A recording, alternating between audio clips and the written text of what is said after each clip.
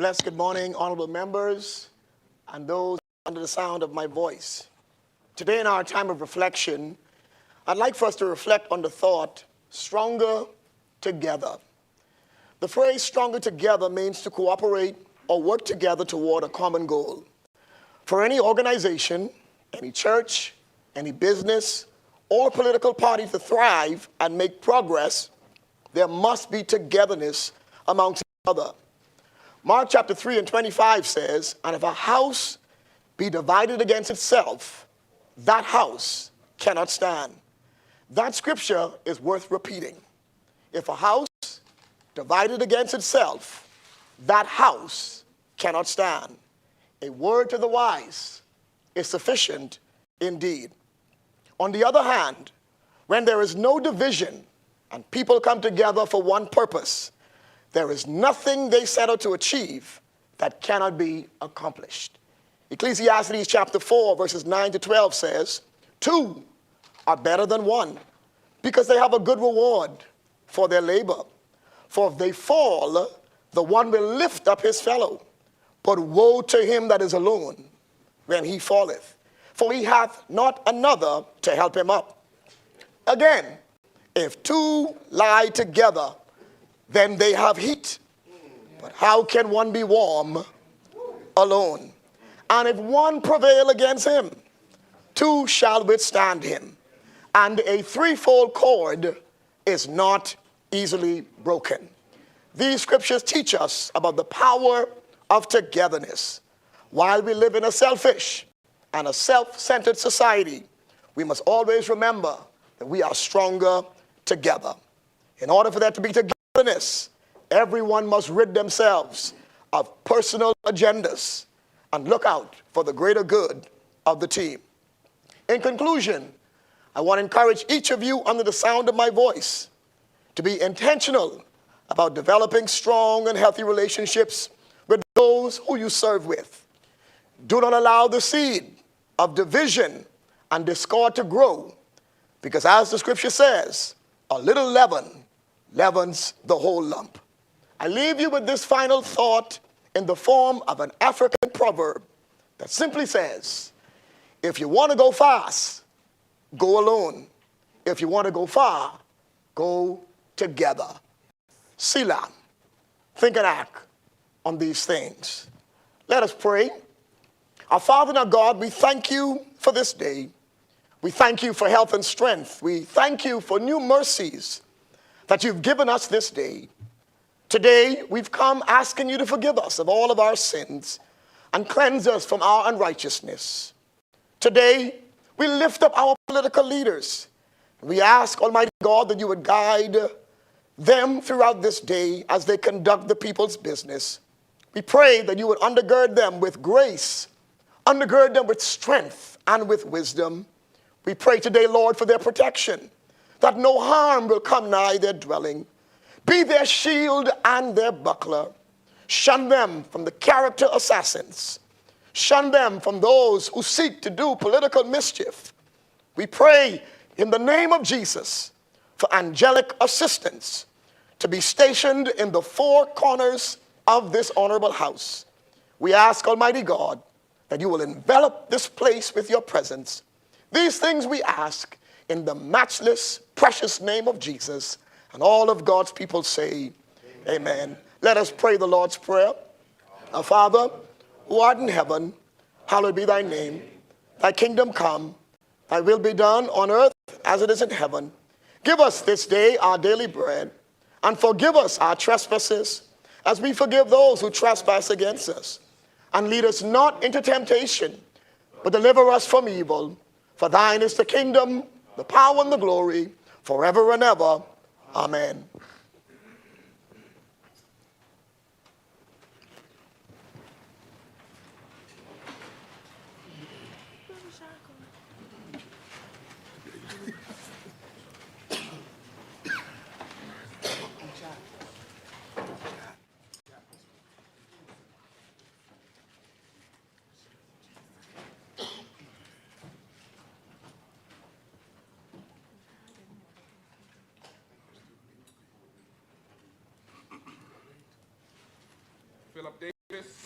Chester Cooper, Fred Mitchell, Gladys Hannah Martin, Alfred Sayers, Dr. Michael Darble, Clay Sweeting, Keith Bell, Wayne Monroe, JoBeth Colby Davis, Ginger Moxie, Mario Bolag, Jomo Campbell, Basil McIntosh, Miles LaRoda, Pia Glover Rowe, Lisa Ramming, Zane Lightbourne, Dr. Hubert Minnis, Jamal Strawn, John Pinder, Marcus Roll, Leon Lundy, Kirk Cornish, Wade Watson, Leonardo Lightbourne, Leslie Miller Bryce, Leroy Major, Sylvanus Petty, Michael Bonnaby, Michael Tintard, James Kwesi Thompson, Aram Lewis, Shannon Dawn Cartwright, Adrian Gibson, Adrian White, Kingsley Smith, Darren Pickstock.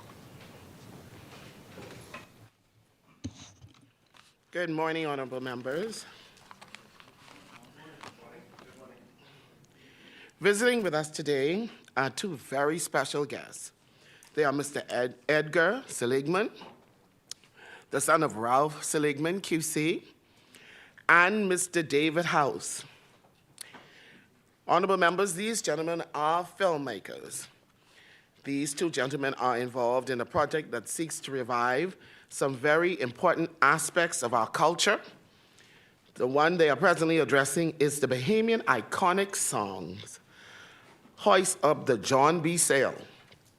This song gained global prominence after it was recorded by the world-famous Beach Boys. But here's the interesting thing. Nobody knew that this song originated in the Bahamas. These two gentlemen are determined to give the credit for this song back to the Bahamas. The next time they hoist up the John B. Sail, it will be sailing back to the Bahamas. Honorable members, let's welcome them. Thank you, honorable member, and thank you, members, and thank you, and welcome to the House of Assembly.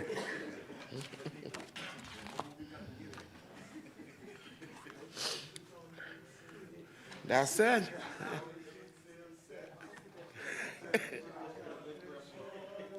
Go home. I want to go home. I want to go home. I feel so break up. I want to go home.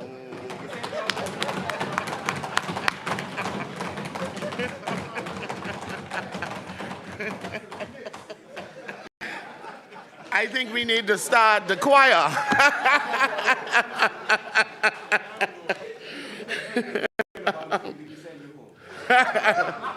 No, behave now.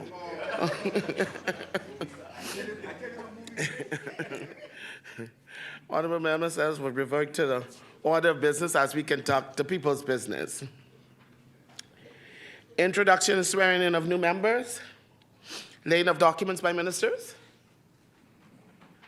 No laying of documents. Thank you, honorable member. Statement of communication by ministers. The chair recognizes the honorable member for Exumas and Ragged Island. Thank you, Madam Speaker. I'm grateful to the people of Exuma and Ragged Island for the opportunity to represent them here for the second consecutive term. Today, Madam Speaker, I am delighted to report to this honorable House on the performance of the #1 industry, tourism, and to place on the record the extraordinary milestone our nation achieved in 2025. In 2025, the Bahamas welcomed an unprecedented 12.5 million visitors, the highest total arrivals ever recorded.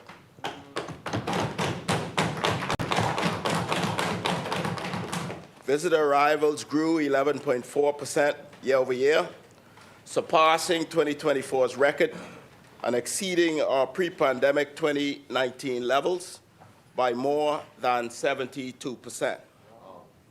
I am pleased to note that this now signals record-level performances for the third consecutive year.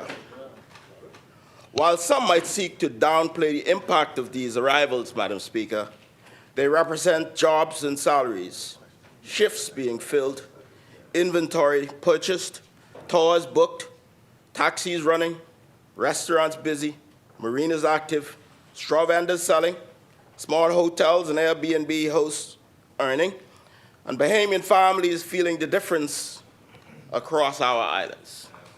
New experiences, new businesses, new jobs, new income, and new opportunities for Bahamians. Sea arrivals exceeded 10.6 million visitors, representing a 14% increase year over year, nearly doubling 2019's level. That success reflects years of relationship building with our cruise partners, improved port operations, and new infrastructure across our destinations. But while cruise is a volume engine, stopover is a value engine, and both matters. Air arrivals, for their part, were resilient amid disruptions, with nearly 1.7 million foreign air visitors, slightly 1.6% behind 2024. But we note late-year positive momentum, including year-over-year growth in the month of December, with 1.1% year-over-year, notwithstanding weather constraints, global aviation disruptions, and geopolitical issues. But I will also put in context that the same figures show stopovers in 2020. I will put in context, Madam Speaker, what the same figures show. Stopovers in 2025 remained above 2019 levels, 1.821 million compared to 1.806 million. Our overall positive performance in the Family Islands demonstrate a simple truth. When we invest in product, when we have access and partnerships, visitors do not only come to Nassau, but they also travel across the islands of the Bahamas. It validates our strategy of pushing our 16 island destinations, as we did proudly with our new Lifetime campaign featuring Lenny Kravitz. This success is evident in Grand Bahama's rebound. For the first time in more than 22 years, Grand Bahama's arrival has eclipsed 1 million arrivals, reaching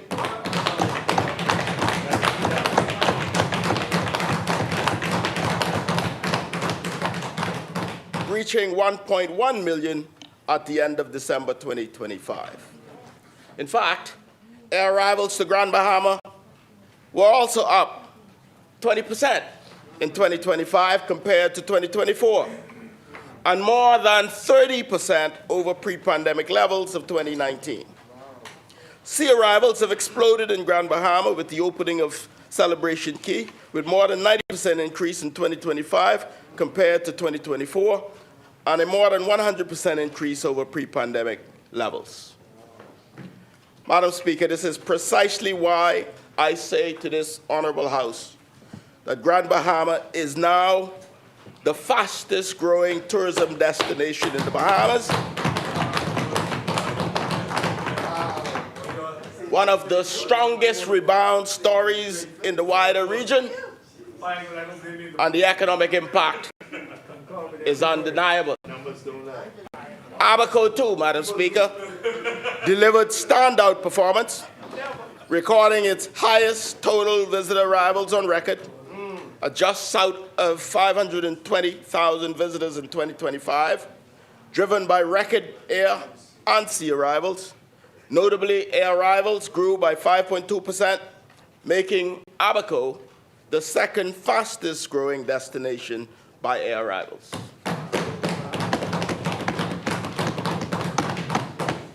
Madam Speaker, Canada is a bright spot, and I want the House to understand why that matters. Our ministry statistics note plainly that by December, year-end 2025, stopover arrivals from Canada outperformed 2024 and surpassed 2019 with the launch of our flights by Porter Airlines and increased airlift by WestJet and Air Canada. That is what marketing return on investment looks like. It's airlift, it's route development, it is sustained engagement, and it's a serious marketing machinery delivering real business and real results. Canada now accounts for 7% of stopover business in 2025, and we anticipate that this momentum will continue in line with our strategy. Madam Speaker, may I make a frank observation? There is an unfortunate reality in our public discourse. Some who call themselves patriots quietly root for the failure of our tourism product because they believe hardship will improve their political fortunes. The idea that national success should be treated as a political inconvenience is not patriotism. This record performance in tourism is not a small feat.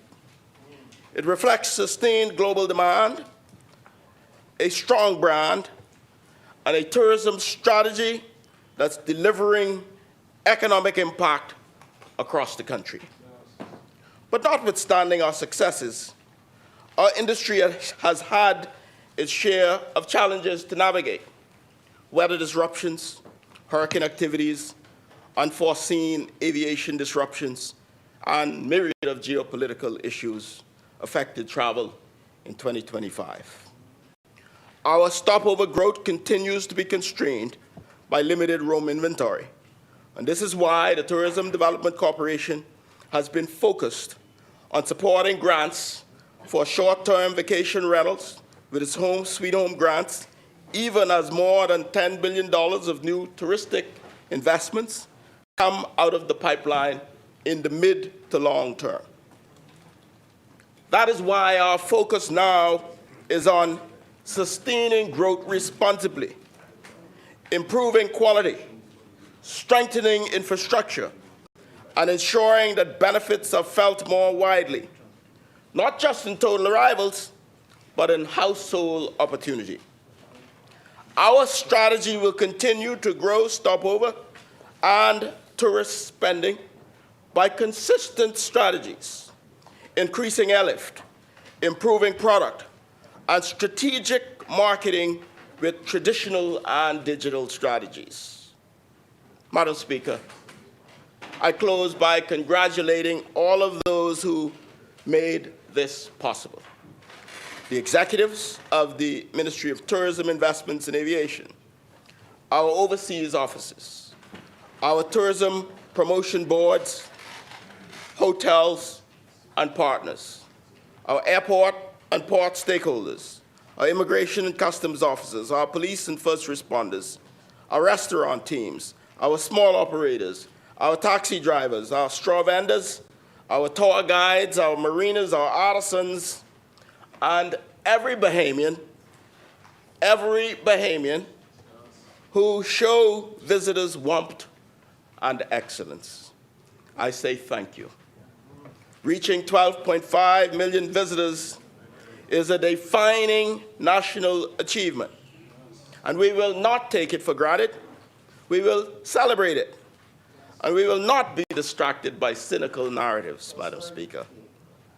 Notwithstanding our best destination award in the Caribbean in 2025, we will continue to build, to diversify, and to push for higher standards, because the Bahamas grows from strength to strength when we stay focused on results. And when tourism succeeds, our economy expands, government revenues grow, and the Bahamian people are empowered. Madam Speaker, I emphasize that this is a snapshot report, and we will speak more to our tourism industry successes in the coming weeks. As usual, we publicly invite the opposition for a briefing by our technical teams at our mutual convenience. Thank you very much, Madam Speaker. May God bless the Commonwealth of the Bahamas. Thank you, Honourable Member. Honourable Member, would you like to lay the communication? Thank you, Honourable Member. Order that the document be brought up.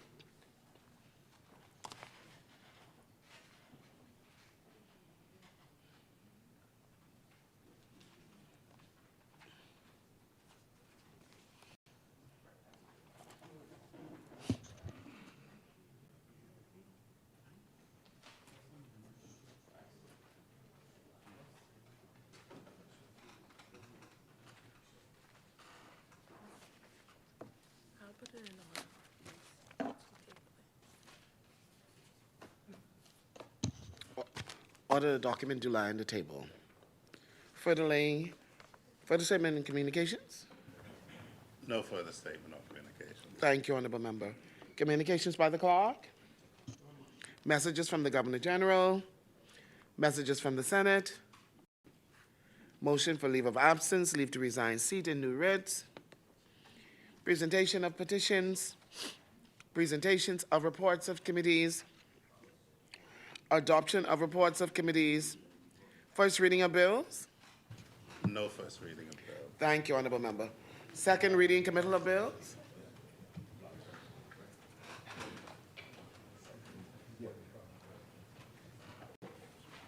The chair recognizes the Honorable Member for Cal Island, Rockheath, and San Salvador.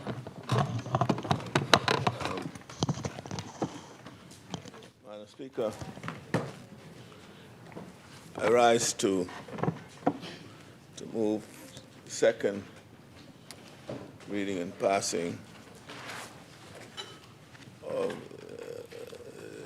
two bills, the Climate Change and Environmental Advisory Unit Bill, and a companion bill which basically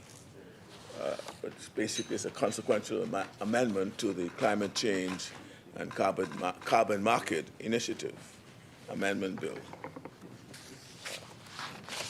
Madam Speaker, some of us do feel breakup this morning. And so the recall of the John B. Sale was very soothing to those who feel breakup this morning. And, you know, and I'm happy to see that the song will be taking its rightful place in the genre and historic annals of where music truly began. You know, that John B. was a Bermudian sloop owned by John Bethel, who used to fly between the Bahamas and, you know, the pineapples were known commodity here in the Bahamas, and this John B. sloop that used to be carrying it to wherever its destination was. But you know, this recalls to mind the efforts of Sir Charles Carter, who was a former member of this House, and who was quite a passionate patriot to ensure that that which is ours is attributed to us, and that we get credit for what it is. So, for example, he did a lot of work with Joseph Spence, Tony McKay, and the rest. But more importantly, before he died, he was engaged in an effort that we dubbed, and I was talking to him about it on several occasions, because I was encouraging him and seeing how we could move it along very quickly. He was encouraging what we call the repatriation of the Bahamian cultural patrimony. Yes. And he was well on the way of it. So he was in Smithsonian. You'll be surprised to know, and it was an eye-opener for me, of all the music and other cultural and artistic initiatives that reside in Smithsonian attributed to Bahamians. Likewise, I think in the British Archives, there are a lot. And so he was doing that exercise, but unfortunately passed away. I did have some conversations at that time with his sons to see whether they would have picked up that mantle. But perhaps, as I stand on my feet, I think we need to come up with that initiative to see that it comes to fruition. so that, we are a talented lot. And we need to ensure that credit is given to that which we have done, and that which we have contributed to the world. Yes. So, Madam Speaker, so I congratulate our the gentleman who was here, our friends, in helping us in that regard. And I'm going to invite you to speak to our Minister of Education, who happens to be tied up this morning, to see how we could make that an effort under the Ministry of Education. Madam Speaker, as I rise on behalf of the people of Cat Island, Rumkey, and San Salvador, who place their trust in me to represent their interests in this honorable House, I'm here not just to address and relay their concerns, but to support and drive a legislative agenda that will provide real solutions to the problems we face as a nation. And there is no problem we currently face that is greater than climate change. Climate change is not a theoretical concern for our country. It shows itself in eroding shorelines, in storms that arrive more frequently, stronger, and with less warning, and in ecosystems under strain from conditions they were never meant to endure. These changes shape whether a fisherman can earn a living, whether a family feels safe during hurricane season, and whether a community can expect to thrive or see its prospects eroded by floodwaters. For the Bahamas, climate change is not a forecast of the future. We are already living in the midst of it. And unfortunately, we have already felt its sting. 5 years ago, Hurricane Dorian exposed the full cost of our vulnerability. For far too many lives were lost and communities destroyed. The financial burden of recovery and rebuilding efforts still impacts us today. Each storm, each flood, and each bushfire forces us to dedicate resources to repair damage we did not cause and restore lives that were derailed due to no fault of their own. Our people have been casualties of climate change, and the reality is no one is coming to save us. No one is coming to save us. We must save ourselves. Yes. That begins with generating the necessary resources for recovery and resilience.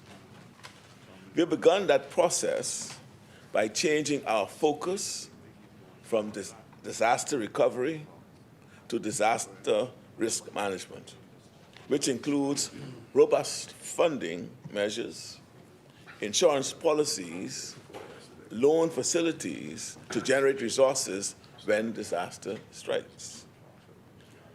We've also enlisted the support of hundreds of young people through the National Youth Guard initiative, which strengthens our disaster response capacity while empowering young people, our youth, with training and skills development.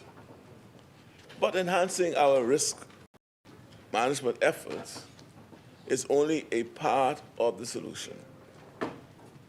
When we consider the billions of dollars in damages already inflicted upon our economy and the long-term impact of perpetual cycle of responding, recovering, and rebuilding in the wake of climate-driven disasters, it is clear that more must be done. No responsible government can accept this cycle as sustainable. It is not. Each disaster inflicts costs that become a debt to our children, that our children are being forced to repay. The Bahamas contributes almost nothing to global greenhouse gas emissions, yet we experience the most severe consequences. That imbalance defines the injustice of climate change, but it also explains why this administration refused to treat climate change policy as an obligation imposed on us by others. We chose instead to treat it as a matter of national self-interest, which means the responsibility to protect our people falls to us. So while we strengthen our capacity to manage disasters, we are also working on a new national development and economic paradigm that integrates adaptability, resilience, and resource generation as fundamental components of growth and opportunity for our people. So, Madam Speaker, as one of the most climate vulnerable nations in the world, we have no choice but to innovate. Yes. We must turn the challenges of climate change into opportunities. Now, since taking office in 2021, this administration has pursued a climate agenda that connects environmental protection with economic security and long-term development. We launched a new energy era transformation because dependence on dirty fuels not only weakens sovereignty, but exposes households to costs they cannot afford, but also contradicts our stated goal of reducing emissions. Fortunately, utility-scale solar generation will soon be a reality for New Providence. Solar and hybrid systems are being introduced across the Family Islands, and energy efficiency upgrades to our grid are improving reliability while reducing waste. These investments will generate savings and enhance climate resilience, as well as create opportunities for Bahamians to build skills that will remain relevant in a changing world.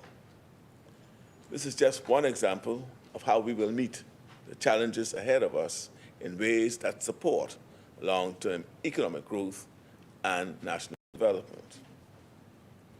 Madam Speaker, just as harnessing the power of the sun for solar generation leverages one of our natural advantages, we must also leverage the vast potential of our seagrass meadows. This is critical, as the Bahamas is now recognized as having the largest deposit of seagrass meadow systems in the world. These underwater ecosystems absorb and store extraordinary amounts of carbon and protect coastlines that communities depend on. For too long, global markets ignored their value, and for too long, countries like ours paid the price for their oversight. This administration chose a different path and approach. We took the theoretical talk about the value of seagrass meadows, and we became the first nation to take the initial steps to make that theoretical value real. Yes.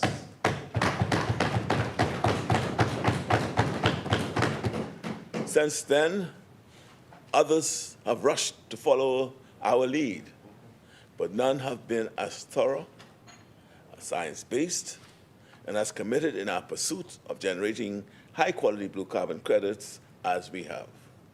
And when we go to market, we expect to be rewarded for our commitment to the highest standards we are developing. We developed a blue carbon framework with a foundation of scientific credibility, and we established the National Emissions Registry so that transparency and accountability were foundational features of our approach. It is past time the world recognizes the valuable role our seagrass meadows play in absorbing carbon from the atmosphere. And if they aren't going to recognize that value on their own, then it is up to us to put in the work to establish and quantify that value in a way that the world cannot ignore. But I want to be clear. We're not selling or unsustainably monetizing our environment. This value existed all along. We are simply ensuring that the world finally recognizes the value of our contributions, and we are setting up a framework that rewards us for continuing to protect our environment. There is a significant demand for carbon credits that represent genuine environmental benefit, and the Bahamas is positioned to participate in those carbon markets responsibly with safeguards that protect our national interests while generating significant revenues. This is a game changer that will make a major difference in our climate adaptation and resilience agenda. The potential of blue carbon credits represents Bahamian innovation and excellence at its best. It also directly challenges the age-old narrative that our nation lacks natural resources. Sometimes, when others undervalue you, it's up to you to make them acknowledge that value. Through robust scientific data and a modern framework, we are making it clear to the entire world the important and valuable role we play in combating climate change. But this value isn't new to us. It's something Bahamians always believed. You hear it all the time in the discourse on natural resources. While many discussions on natural resources may lack specifics or be oversimplified at times, there is a common belief in our potential that resonates with many Bahamians. This perspective is supported by what we see when we look around this beautiful nation. We see an abundance of untapped riches around us, waiting to be used in a profitable, sustainable, and responsible way. Blue carbon credits represent one way that this potential will be manifested. Madam Speaker, the bills before the House give legal structure to the work we have done on blue carbon credits.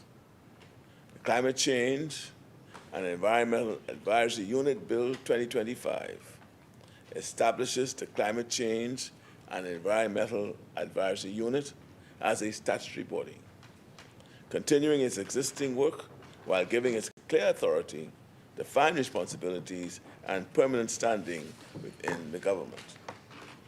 Under this bill, overall responsibility for climate change and climate finance has been consolidated.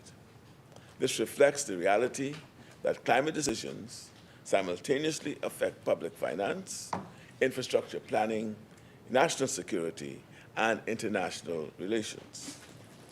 Fragmentation of responsibilities across multiple ministries and agencies slows and weakens our capacity to respond, whereas consolidation within a single office allows for more efficient and effective action.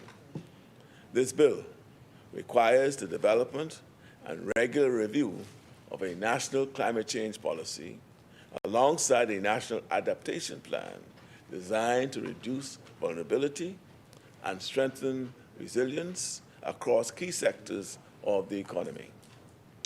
These instruments guide how our government plans, invests, and prepares for climate change in a small island context, where the cost of unpreparedness is measured in lives and livelihoods. Through this bill, we are also formalizing interministerial coordination by giving the unit oversight of committees related to climate policy, climate finance, carbon markets, and sustainable development. This ensures that climate considerations are integrated into decision-making rather than addressed after damage has already occurred. A central feature of the bill is climate finance governance. Climate budget tagging allows us to identify and track climate-related spending, while the Climate Change and Environment Fund provides a dedicated mechanism to receive and manage international climate finance, including grants, debt swap proceeds, and loss and damage resources. These tools strengthen transparency and help ensure that climate funding supports national priorities. This bill also clarifies the Bahamas' obligations under the Paris Agreement, or Paris Accord, by designating the unit as the focal point for engagement with international climate institutions, including the UNFCCC, the Green Climate Fund, the Adaptation Fund, and the Fund for the Response to Loss and Damage. This strengthens our ability to meet reporting requirements and access financing. When it comes to carbon credits, this bill provides governance and regulatory oversight to participation in carbon markets under Article 6 of the Paris Agreement. Under this article, the Bahamas has committed to participating only in high-integrity, internationally verified carbon markets. This bill authorizes the development of rules for mitigation activities, oversight of market participants, validation of mitigation outcomes, and bilateral and multilateral carbon market agreements. The bill also places action for climate empowerment at the center of the national response, supporting education, training, youth engagement, and public participation. Because climate resilience cannot be built by institutions alone, it depends on informed citizens who understand both the risks they face and the role they can play. The second bill, Madam Speaker, which is the amendment to the Climate Change and Carbon Market Initiative, aligns existing carbon market legislation with this governance structure. It transfers responsibility for international climate reporting under the UNFCCC to the Prime Minister, reflecting the whole of government nature of these obligations, while assigning financial administration of carbon market revenues to the Minister of Finance.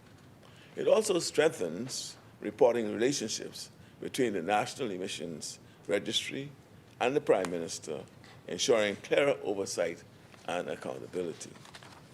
Together, these bills institutionalize and concretize climate change and carbon credit efforts within the government.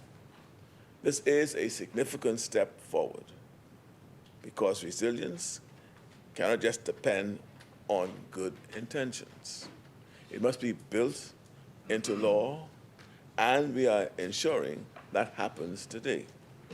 Of course, we have arrived at this point with the support, expertise, and passion of a number of talented people, young people, Madam Speaker.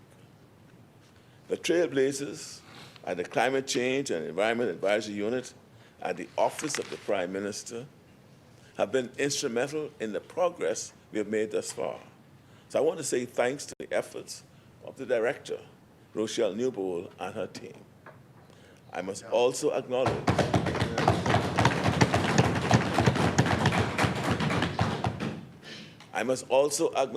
the groundbreaking work being done by the professionals involved in the Blue Carbon Expedition.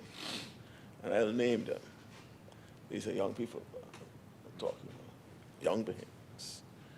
Ramon Monroe, Nathan Richardson, Janelle Wilson, Erica Harris, Kenneth Christie, Kevin Knowles, Nelson Johnson, Adrian Phillips, Jamie Foot, and B.J. Bindle, all made invaluable contributions to our work.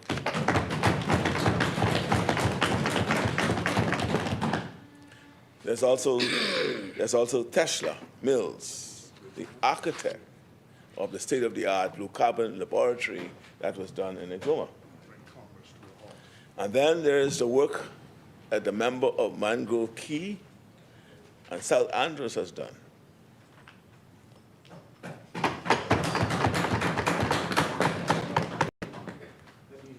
Leon Lundy. To advance our national approach, the work that he has done to advance our approach to disaster risk management, as well as the work, of course, of the executive chairman, Alex Storr, and managing director, Aaron Sargent, all who are now in the DRM authority, having converted from disaster management to disaster risk management. I want to thank all of them for the work they have done to get us to where we are today. Thank you.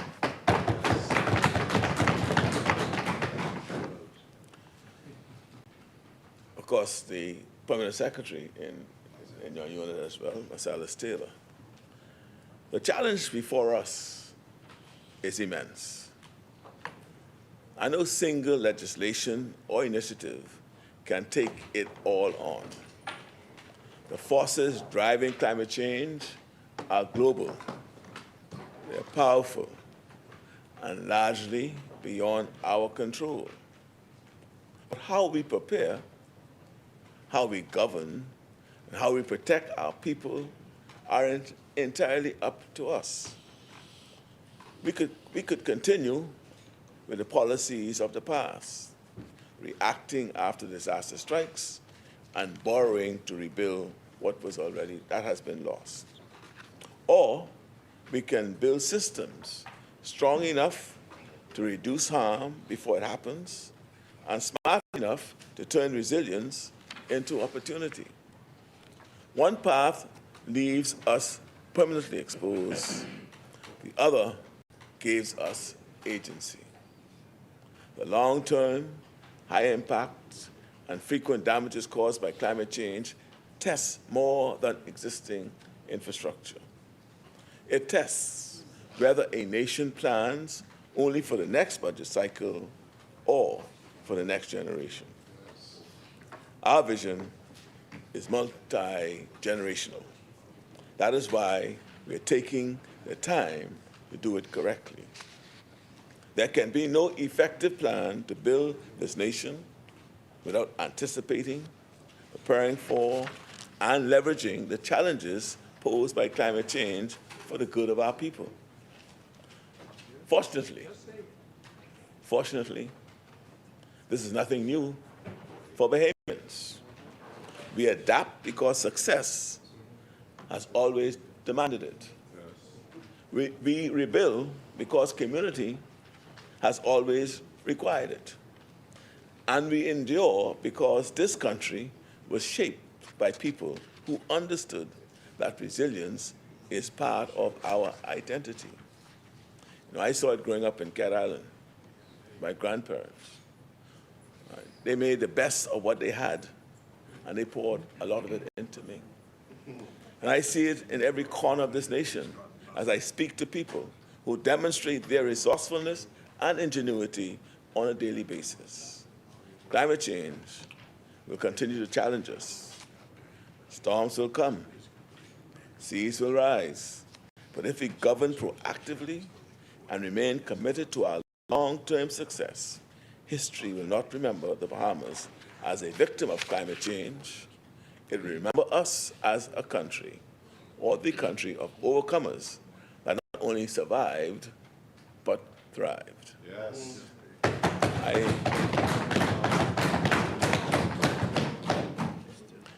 I I believe, Madam Speaker, in the capacity of our people to make this happen, because it's what we have always done. And this administration is now moving in proactive ways to give our people the best shot possible at thriving in this new era. That is why, when I travel the world, I continue to speak up for our nation and for small island developing states everywhere. My sole focus is on protecting our people at home. So the two bills before us represent important steps towards strengthening our ability to adapt, build resilience, and ultimately make progress while saving lives and livelihoods from climate change. We will continue to do the important work of establishing the foundation that will be the difference maker for our prospects as a nation for generations to come. Madam Speaker, my support for these bills is in direct alignment with the achievement of this goal. Thank you, Madam Speaker.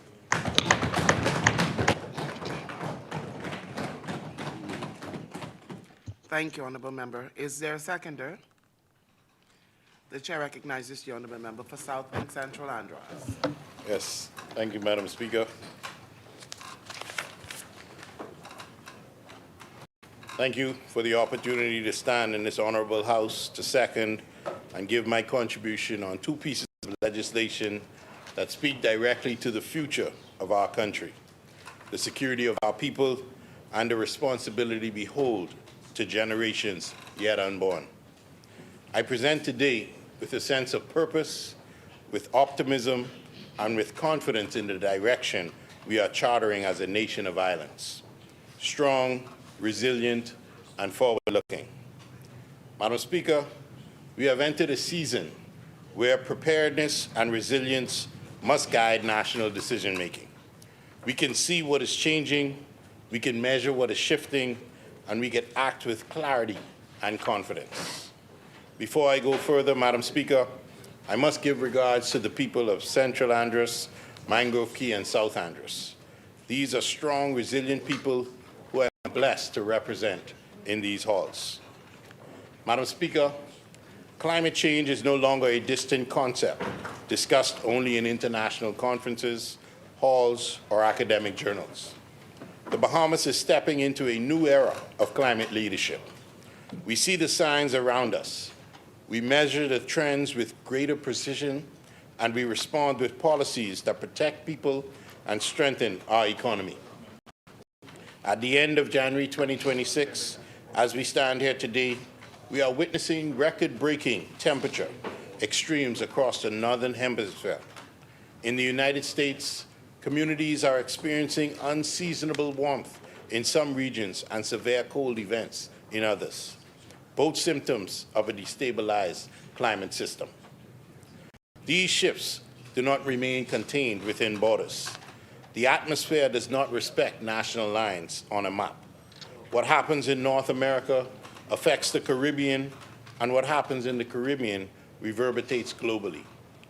Madam Speaker, here in the Bahamas, we feel those changes in our own way. We see warmer seas affecting our coral reefs and fisheries. We experience more intense and unpredictable storms.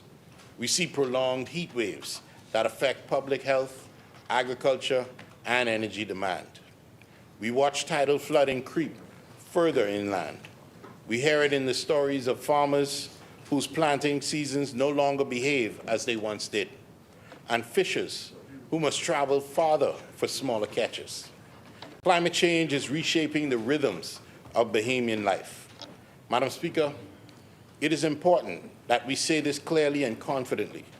The Bahamas is designated internationally as a small island developing state, but we are not a small island, and we are not one island. We are 700 islands and keys. We are a nation of islands. Our geography is expansive. Our marine space is vast. Our people are spread across diverse communities, each with its own vulnerabilities and strengths. Climate policy for the Bahamas must reflect that reality.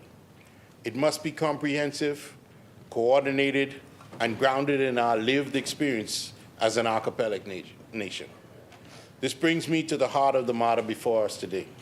The Climate Change and Carbon Market Initiative Amendment Bill 2025 and the Climate Change and Environmental Advisory Unit Bill 2025 are about preparation, coordination, and opportunity.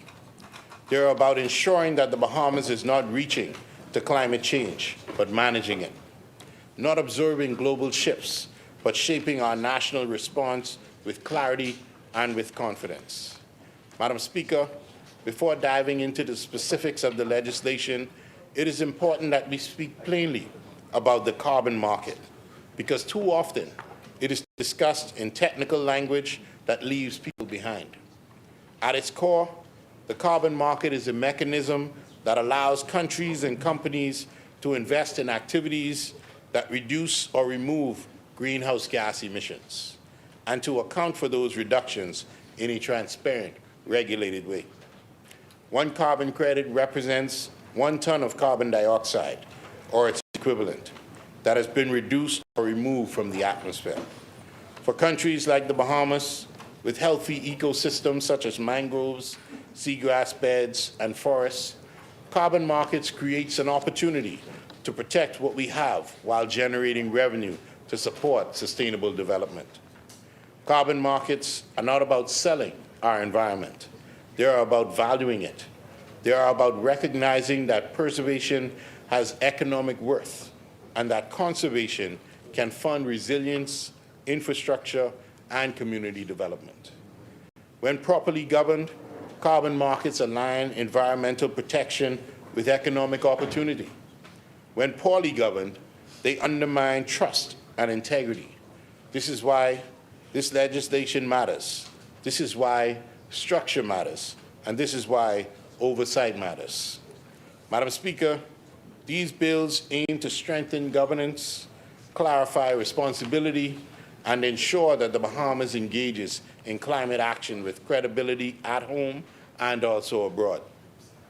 The first bill amends the Climate Change and Carbon Market Initiative Act to refine ministerial responsibilities, particularly around obligations under the UNFCCC. The United Nations Framework Convention on Climate Change is the global system through which countries account for their climate actions, including emissions, adaptation efforts, and participation in carbon markets. By clarifying who holds responsibility for this reporting, the bill ensures that the Bahamas speaks with one clear, coordinated voice on the international stage. It strengthens accountability at home while enhancing credibility abroad, aligning our national data, policies, and commitments under a single line of leadership. This approach reflects best practice internationally, where climate reporting is treated as a core function of national governance rather than a fragmented administrative task. And its position the Bahamas to engage more effectively in climate negotiations, access international funding, and protect our national interests as a nation of islands.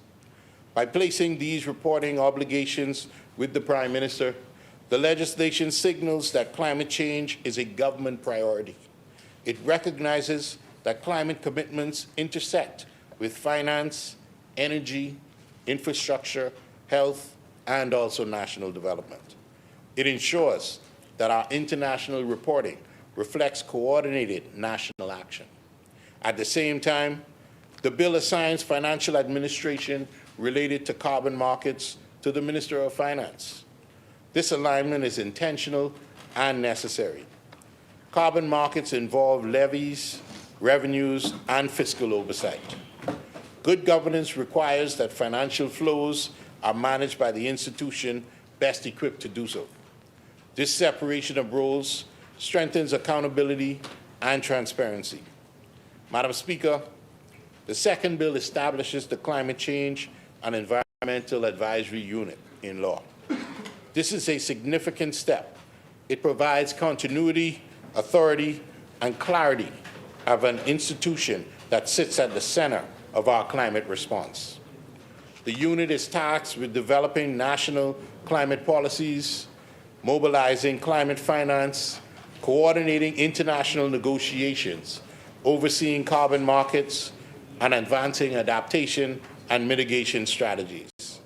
It is designed to be technical, professional, and forward-looking. This approach aligns with regional and international best practices. Across the Caribbean, countries are strengthening centralized climate institutions to better access international financing and to coordinate domestic action. Globally, nations that succeed in climate governance do so because they invest in institutional capacity. The Bahamas is positioning itself within this group. And Madam Speaker, these bills also connect us firmly to the obligations under the Paris Agreement. They ensure that our nationally determined contributions, our adaptation plans, and our reporting mechanisms are supported by law and by capable institutions. They enhance our ability to engage in Article 6 mechanisms, including internationally transferred mitigation outcomes with integrity and national oversight. Now, Madam Speaker, let me return to Andros, because climate policy must always come home to people and place. Any national climate conversation that does not include Andros is just incomplete. Madam Speaker, we know that Andros is the largest island in the Bahamas. It is rich in wetlands, forests, blue holes, and mangroves. It is a frontline island in the climate conversation. Rising seas threaten coastal settlements, changes in rainfall patterns affect agriculture, warmer waters impact fisheries. At the same time, Andros holds immense potential. Its ecosystem are powerful carbon sinks. Its natural assets position it as a leader in the blue carbon initiatives. These bills create the framework through which Andros can benefit directly from climate finance, conservation projects, and sustainable development initiatives. For residents of Central Andros, Mangrove Key, and South Andros, this legislation means better coordination of climate projects, clearer pathways for investment, and stronger advocacy at the national level. It means that adaptation projects, whether related to coastal protection, water security, or sustainable livelihoods, can be designed and financed with institutional support. It means that young people in Andros can access training and education through Action for Climate empowerment initiatives. Preparing them for careers in the green and blue economy, Madam Speaker, I want to say to this House, these bills create opportunity, they create structure, they create pathways for funding, resilience, and innovation. They ensure that climate action is not abstract, but practical and people-centered. These bills do not place new burdens on ordinary citizens. They do not impose hidden costs. Of course, questions will arise. People will ask about transparency, about sovereignty, and about long-term benefits. Those questions are valid. This legislation, Madam Speaker, answers them by embedding oversight, reporting, and accountability into the framework. It ensures that decisions are made nationally, that benefits are locally, and that our international engagements are guided by our interests as a nation of islands. Madam Speaker, the world is changing. Climate risk is now a factor in investment decisions, insurance management and markets, and global trade. Countries that prepare will thrive, and countries that delay will struggle. These bills position the Bahamas on the side of preparation, leadership, and foresight. As I bring this contribution to a close, I do so with confidence. Confidence in our institutions, confidence in our people, and confidence in our ability to meet this moment with wisdom and resolve. On behalf of the great people of Central, Mangrove Key, and South Andros, I support and second these bills. I support them because they protect our environment, strengthen our economy, and honor our responsibility to future generations. Thank you, Madam Speaker.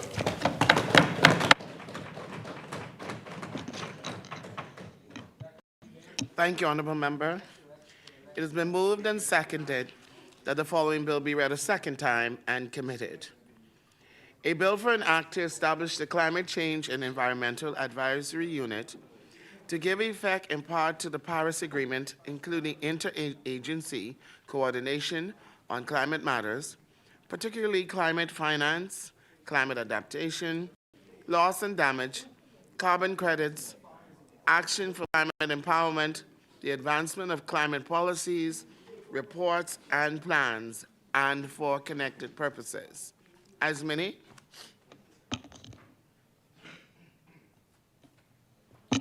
The chair recognizes the honourable member for Marco City. Thank you very much, Madam Speaker. Thank Almighty God for this opportunity to once again rise to represent the people of Marco City, to reflect their dreams and aspirations, and to put our voice on the national stage about what we believe a future Bahamas ought to look like.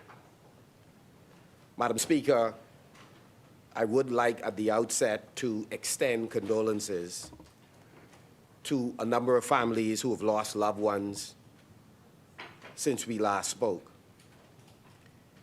The family of Joseph Hines Archer, Annette Ferguson, Egbert Roll, and Derek Kelly. We continue to pray for you, stand with you, celebrate the life and contribution of your loved ones, and to mourn their passing. We were in a memorial service just yesterday for MCM Anna Colebrook. We have lost so many veterans who have contributed to the growth and development, not just of our party, but of this country. And had an opportunity to join our brother, Deputy Leader Shannon Norton Cartwright,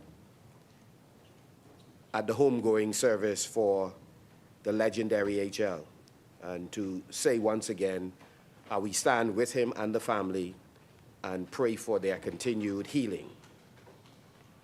Madam Speaker, I rise to contribute to these two climate bills with a sense of urgency, but also with a sense of realism. I, like so many Bahamians, have been hit by the devastating force of various hurricanes. So many lost their lives during the passage of Dorian. Many lost generational wealth. And many still bear the scars of that devastating hurricane. Madam Speaker, I, like so many, rode out the storm in our homes and watched the homes destroyed beneath us. So the impact of climate change is real to us. I lost one neighbor 4 houses away, a second neighbor 5 houses away. Just recently, Melissa terrified residents in the southern Bahamas, and I just had an opportunity to visit Long Island, where the scars for many residents there, though it was not the most devastating hurricane that they experienced, the scars are still real, and help is still required for the community of Long Island. I'm thankful to the corporate citizens who were willing to partner with our team in providing supplies, but those supplies, while touching a number of residents in Long Island and San Salvador, are not sufficient. And we implore the government to move with a greater sense of urgency in addressing those needs. The Bahamas does not need to be convinced of how serious climate change is and its impact on us. There may be a few, I don't know who they are, who doubt. Yes.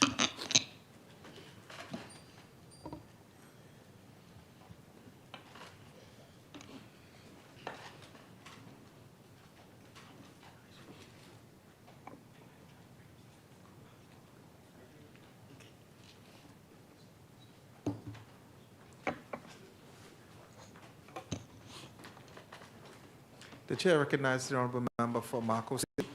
Thank you very much, Mr. Deputy.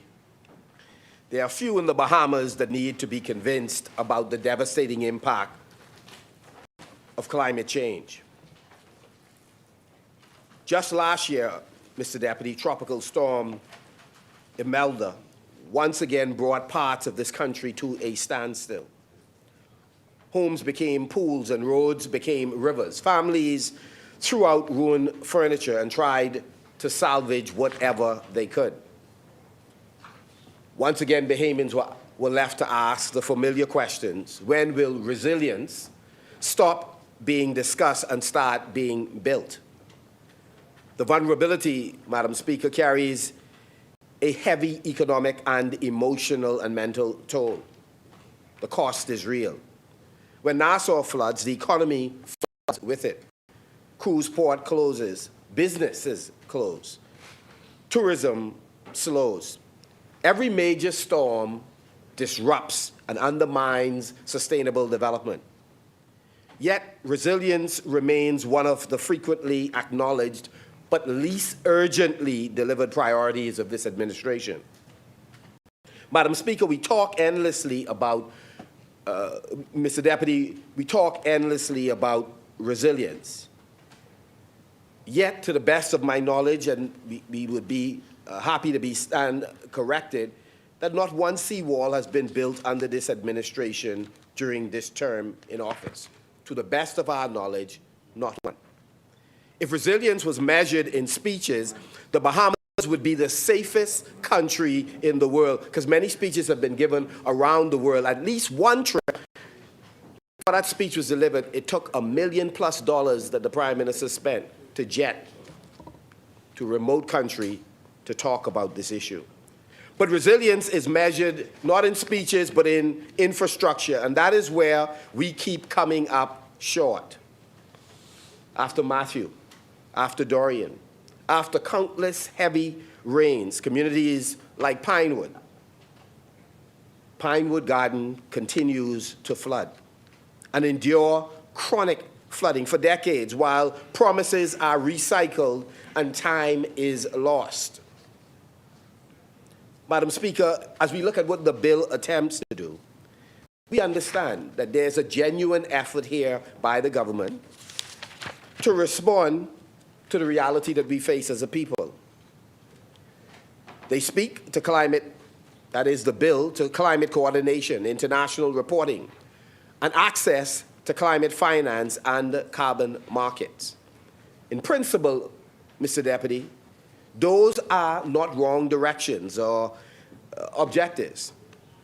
But principle without structure is performance, and a structure without accountability puts us all at risk, and we are definitely at risk. So the issue before this House is not whether these bills sound good or intentions may be good. The issue is whether they will deliver results that Bahamians can feel. What Bahamians feel is important. The deputy, the member for Exuma and Ragged Islands talked about record number in tourism, and again, you could see he's patting himself on both the back and thumping his chest. He talked about Grand Bahama experiencing the largest economic growth as a result of this explosion in tourism, the fastest growing destination. That does not say much about the rest of the country, given the level of suffering, because they don't feel it. We do not feel it. I live there. He just visit. The issue is whether they will deliver results that people can feel. So, Mr. Deputy, these bills do not emerge in a vacuum. They are a continuation of the framework this administration introduced when it first brought carbon credit legislation to the House. We believe that carbon credit holds tremendous potential, and some very smart Bahamians, both in the private sector and the government, is working on doing proper valuations and monetizing. We support their efforts, but we have deep concerns. When this administration passed the Climate Change and Carbon Market Initiatives Act, and the Carbon Credit Trading Act in 2022, it made big promises. We were told that the Bahamas would have a world-class carbon market, government ownership of our blue carbon potential, national emissions registry, clear rules to prevent double counting, and a pipeline of rigorously verified projects that would turn our natural assets into real revenue for the Bahamian people. Let us be fair. Some of these items can be ticked off. There is a registrar who has been appointed, a talented young Bahamian. There is a registry. There have been a number of talented Bahamians who have been hired to address a number of these issues. Some of them are in the public sector and some are in the private sector, and we applaud their work and effort. I had the wonderful opportunity to listen to the town meeting where two pivotal, talented Bahamians sought to educate the public on these critical matters. One was Dr. Rochelle Newbold. The second was Mr. Hamilton, and I thought in 2023, they did a remarkable job in laying out the value of those bills, and I applaud them for their efforts. But what has not happened over time is the regular overselling by the Prime Minister and Deputy Prime Minister. That overselling has not translated into what they then said would be the outcomes we would experience in terms of revenue generation. And so we are very much concerned that even more so, they have not provided the clarity Bahamians need, the updates that we deserve on what has happened since 2022, 2023. We were also told that the Bahamas would become a regional hub for carbon credit trading, a fully regulated marketplace under the Securities Commission, stronger in investor protections and transparent registries and exchanges operating in or from our jurisdiction.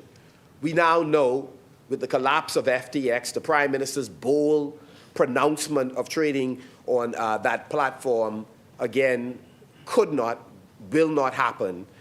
But we have not heard him come back to the public post-FTX collapse to update us on what is the next step. 4 years on, the laws are on the books. The press releases are full of talk about tens of billions in blue carbon value. But the core promises remain largely unfulfilled. We are hopeful and we are prepared to cooperate with the government to see those benefits eventually arise. Wherever an initiative, a piece of legislation, policy, programs, or projects can be implemented that can benefit the Bahamian people, we are committed to collaborating with the government. But what we do take issue with is the tremendous amount of talk, the boastful attitude, but the failure to deliver, especially in the timelines they project. There's still no mature, publicly facing national emissions registry in the way we thought it would be. Yes, we know that there has been one that has been set up. I've been advised, at least, that there has been. But what we're saying is more work driven by this administration ought to be done. That's not so much a function of the technical team. That's a function of whether or not this is a serious priority to drive this project in a holistic way. And of course, there's no clearly published, enforceable benefit-sharing scheme that tells communities when, how, or even if they will be paid and in what form. Instead of the transparent, functioning carbon market this government had advertised, Bahamians are left with a framework on paper. Yes, some work is being done, but there are only sporadic announcements and very little evidence that these grand commitments made by the Prime Minister is turning into real returns for the people who actually owns this country, natural wealth and resources. The House must therefore judge these bills not just on what they promise today, but on the unresolved concerns that have followed this policy direction from the beginning. And again, this is no reflection on the private sector actors or the civil servants who diligently, despite us being an obstacle, policymakers who, again, apply their talents to making this happen. It has more to do with this government, gifted in storytelling, but short on production. The clearest test of any policy is not intention, but outcome. And that question becomes, well, I engage in truthful storytelling.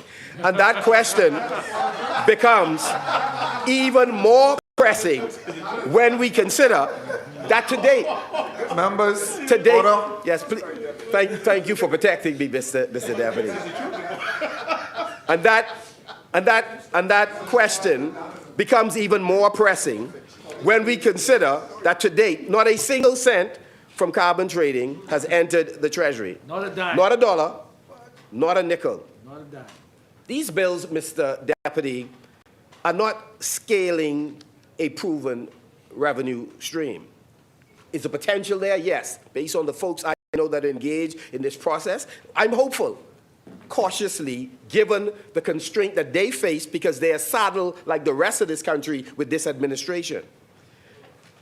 They are constructing a permanent authority around a concept that has yet to produce tangible results for our people.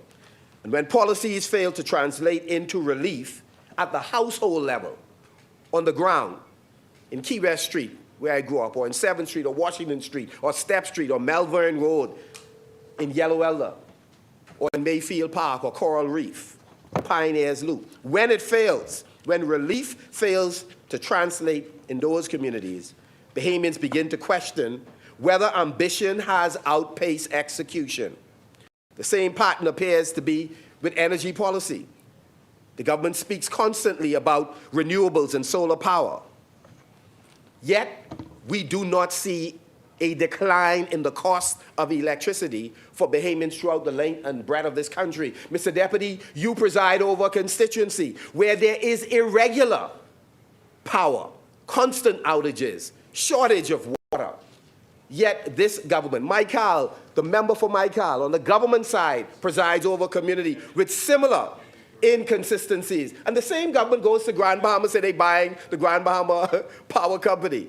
Are we optimistic? Are we hopeful? Hell no. Because we know the track record of,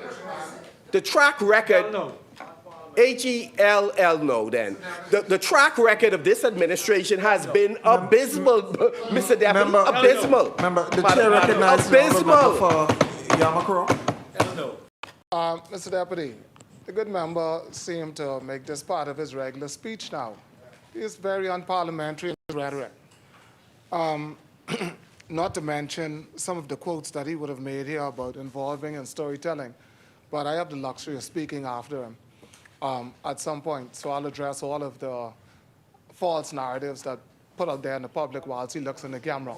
But he should withdraw the words that he used earlier because that is a repeated behavior and it's unparliamentary. He knows better. The chair recognizes the honourable member Mr. for Deputy, Marco City. if the member wanted to inform somebody that's wondering about his whereabouts and he was in the house, he could just text them. He didn't need to get up and interrupt me on international TV. Madam Speaker, he could just do that. Madam Speaker, Mr. Deputy, the same pattern exists. The chair recognizes the honourable member for If he ducking Yamakro. constituents, Well, thank you. If the member is going to use his platform to take petty personal jabs, I remind him that that can be done. However, this is Parliament.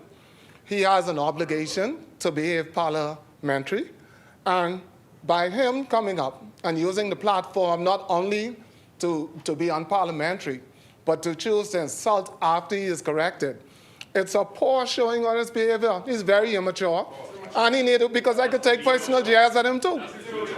And I know way more about Marco City. He would like me to talk. So don't come for me, sir, because you need to be careful.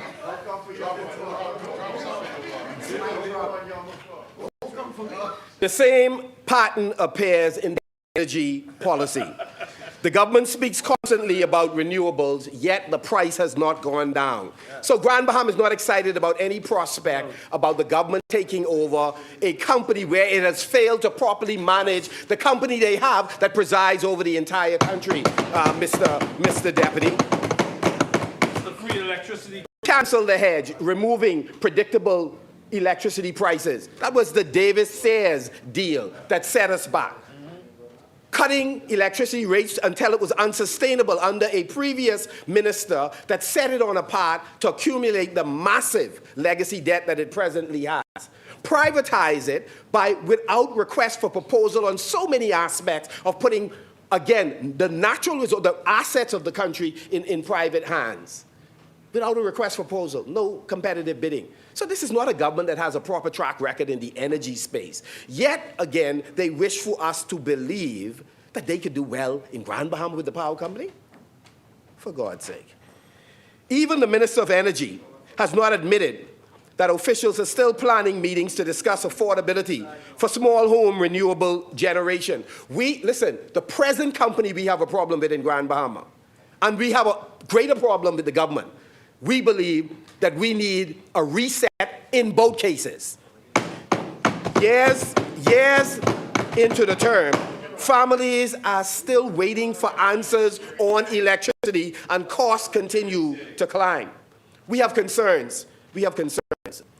These bills, while we believe the objectives are good, does have an unfortunate aspect to it. We're concerned about this administration tendency to go towards centralization when most other countries are trying to decentralize the operation of government. And worse, Mr. Deputy, they go towards centralizing or consolidating power. Where? In the office of the Prime Minister and in the hands of the Prime Minister. And we do know that this is not a Prime Minister that likes guardrails, would probably not recognize guardrails if he saw them. Madam Speaker, one of the most concerning features of the bills is the level of authority concentrated in the office of the Prime Minister. Climate policy, climate finance, carbon credits and reporting, and oversight. All roads lead to one office. This administration continues to concentrate these powers in the hands of the Prime Minister, even when we have technical expertise that exists elsewhere. He has called the names of a number of talented Bahamians. There are a number of talented Bahamians, I'm certain, already in the Ministry of the Environment, where the member for Yamacraw presides. Isn't it ironic that the very Minister of the Environment didn't second the bill? Think about that for a moment. That's true. Think about that. The Minister of the Environment didn't second the bill. Isn't that incredible? That's incredible. It is a continuation of the pattern of behavior. Our dear brother,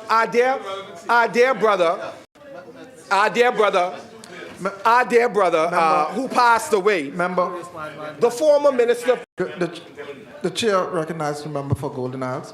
Mr. Chairman, it really doesn't matter. I stand on a point of clarification. No, he said he stood on a point of clarification.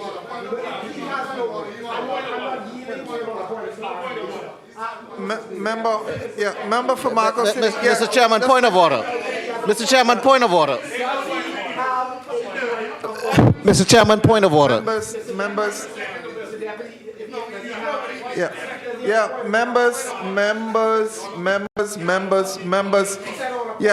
I beg your pardon. A point of order, Mr. Chairman. I recognize the member for Golden Isles. Thank you so very much. A point of order. Question for the member for Marcos City? Mr. Do you Chairman, have a question for the member? The member is misleading. Okay.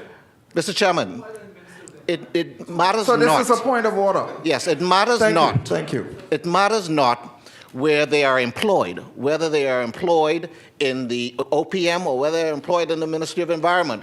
They are working on behalf of the government of the Commonwealth of the Bahamas, right? These are elementary arguments.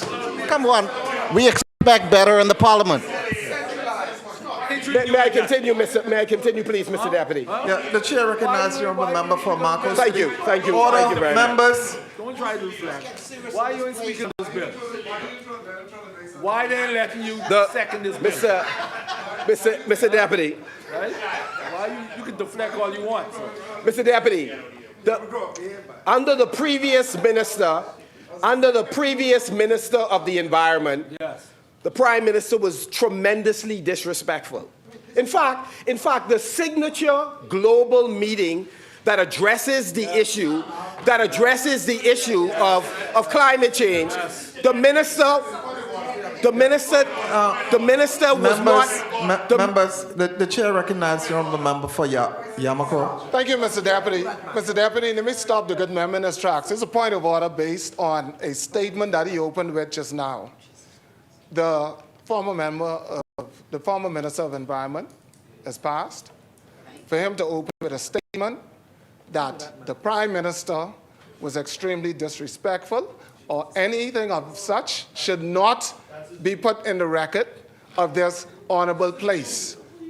Well, you can say, in my view, but do not make it a statement. No. You still cannot, Mr. Deputy, anything, in case the member needs a lesson in English language, it is always only the person who is speaking. Everything that comes from his mouth have to be qualified. Either that it's an opinion or it's a fact. And he is asserting on the rule without making an opinion that whatever was done was a matter of disrespect. He should go in a different direction. I think that is disrespectful to the member who's passed. An honorable Prime Minister is wrong. Thank you, honourable member. The bill, which is essentially an environmental bill that has tremendous impact on the economic or financial fortunes of our country, was not seconded or carried by, and I understand the carried by, because environmental issues are extremely important to this country, so I understand the member for Kent Island, Rumkey, and St. Salvador moving it. But the Minister of the Environment didn't even second it. That's crazy. And so, Mr. Deputy, the point I was making is that the former Minister of the Environment did not go to COP, was not permitted to go to COP. Imagine that. The single most important global environmental forum, the Prime Minister, let's put it this way. The fact is, there were multiple COPs. Tell me which ones. Tell me which ones. You tell me which ones. And we know he loved the environment. We know he was committed to the environment. And so you cannot be a revisionist about the history. The facts are clear. I spoke at COP. I spoke at COP before. In case you didn't know, my brother. Don't run. You run. Don't. Members. Behave, young man. Behave. And so the fact is,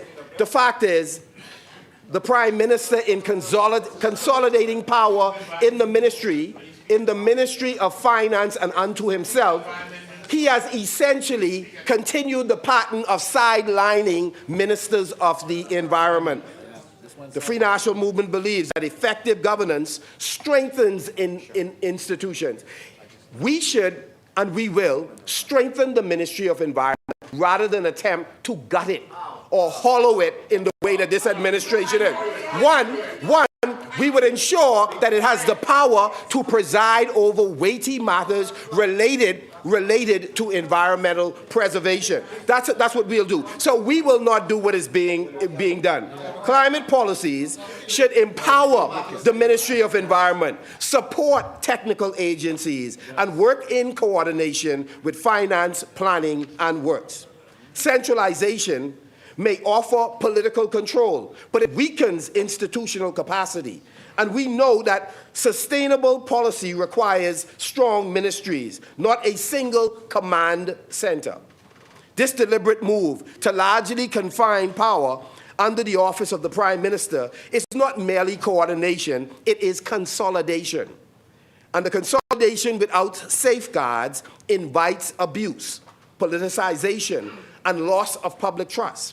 particularly when the sums involved will only grow larger with time. So let me put it in a global context. And this, I believe, the government should understand, given its penchant to travel around the globe. The PM, the Prime Minister ought to follow the best practices in other jurisdictions. In other jurisdictions, tremendous effort is made to ensure that any Prime Minister can lead and continue to lead on the diplomatic front. That's expected. Climate change is an existential threat to the Bahamas. That's understood.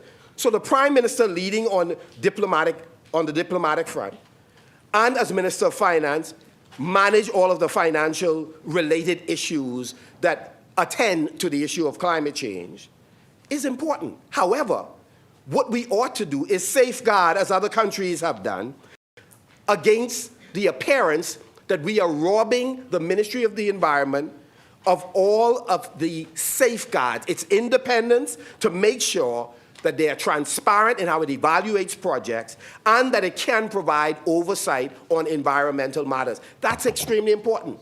And the Prime Minister and the Minister of the Environment only need look at what has happened in Canada, in New Zealand, in the UK, in Barbados. The chair recognizes your member for Freetown. Mr. Deputy Speaker, you know, I wasn't here when the member for Marco City was questioning why had the minister responsible for disaster management second and the minister for the environment essentially closed this debate. If he had reflected, that would have been obvious. But his point about consolidation suggests, especially the last statement he made, that the regulators come under the purview of the Office of the Prime Minister, and they do not. The regulators come under the purview of the Minister of the Environment, and as he has some desire to lead, he may well see the wisdom of not having the same persons oversee the regulators as oversee those executing policies subject to regulation. As an audit control, you generally don't combine the two, but he has made it clear that they would combine the two, which is very dangerous.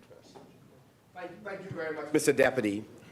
Mr. Deputy, the point I'm simply making is that the trend of this administration has been to talk big on its commitment to being responsive to climate change by protecting the country, when the fact is that while they talk big on the international stage, they have a poor track record at home. Yet they wish to be a global leading voice. One concrete example, Mr. Deputy, is the Exuma moorings. Here's a project carried out. We're unaware of any environmental impact assessment. I'm not even talking about Atoll Island. So the government, no less than the Office of the Prime Minister, signed off on $1 billion deal where persons in his office are party to the agreement, no environmental impact assessment, and only cancel the deal, the sweetheart deal, only canceled it after there was public outrage about the moorings contract going out without a request for proposal and benefiting persons in his office and no less than his signature on the $1 billion deal. This is the same Prime Minister that talks about environmental stewardship, who cannot seem to stop coal burning and over the hill and Michael Road and elsewhere. The same Prime Minister. And so again, if you're going to talk big about your commitment to environmental stewardship, at a minimum, be a good example at home. And we're convinced that he's not. In Exuma, is he a good steward of the environment? The chair recognizes the honourable member for Freetown. Deputy Speaker, the head of the Chamber of Commerce of Exuma seems to believe that preventing vessels dropping anchor on your reefs and tearing up your seagrass is environmentally sound and is welcome. As to coal burning, Mr. Deputy Speaker, that is a poor example from Marco City, because this government is doing something, although we have criminals who continue to seek to evade enforcement, while they did absolutely nothing but talk about it, and now will promise that they will do better, bearing in mind that they have no history of doing anything at all. So it is misleading because, Mr. Deputy Speaker, we are a good example. We're not only stopping coal burning, the unregulated task force is doing something they have never done, and that is properly demolishing shantytowns. Mr. Deputy, this government, despite what was outlined in 2022 and again in 2023, this government has failed the Bahamian people. They have failed to provide, as they had promised, a coherent sovereign wealth framework designed around long-term national interests of how they will handle not just our natural resources, but also our intangible assets in the country, so that Bahamians in general can benefit from them, Mr. Deputy. So we are still looking for, after they repeal the sovereign wealth fund. recognizes the honourable member for Freetown. Mr. Deputy Speaker, I know we're getting close to the time, and Marco City is excited because he thinks he might be able to mislead the Bahamian people.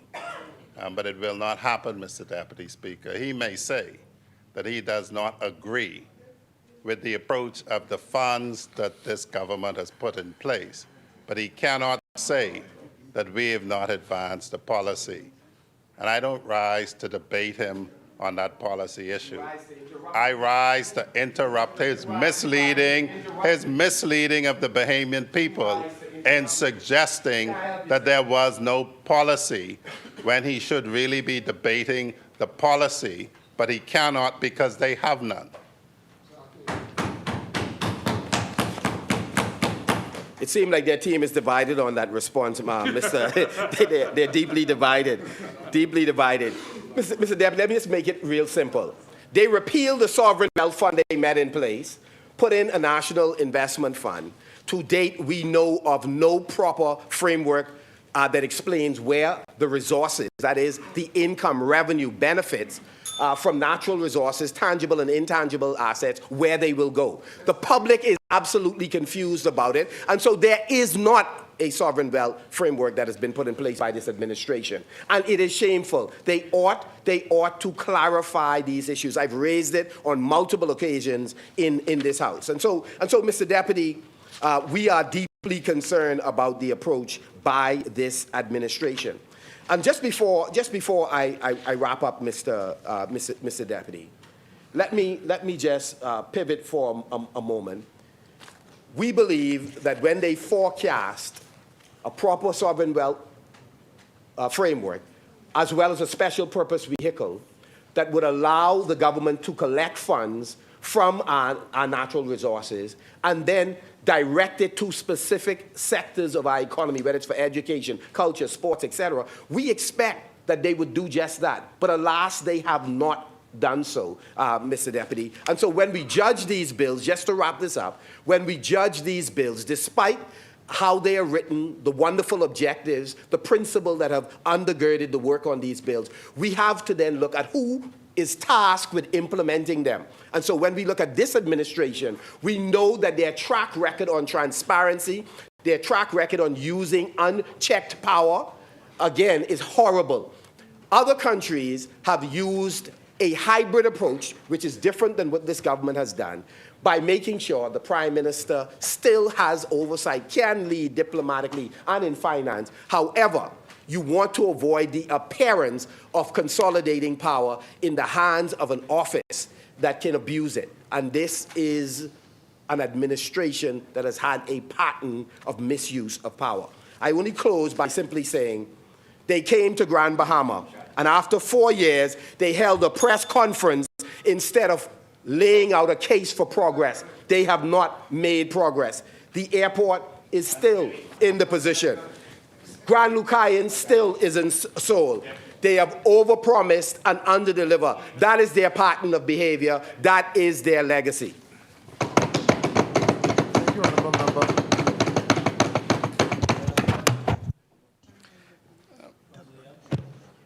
Freetown. The chair recognizes the honourable member for Freetown. Mr. Deputy Speaker, you know, the member for Marco City persisted on his course, notwithstanding my seeking to rise on points of order to correct him. He asserted, for instance, that nothing has happened. He clearly does not read the papers, because in this House, we put it in this House in case he hadn't read the papers, because the Bahamas did an historic, and you can Google it in case he doubts me, debt for equity nature swap that was reported on by the financial papers.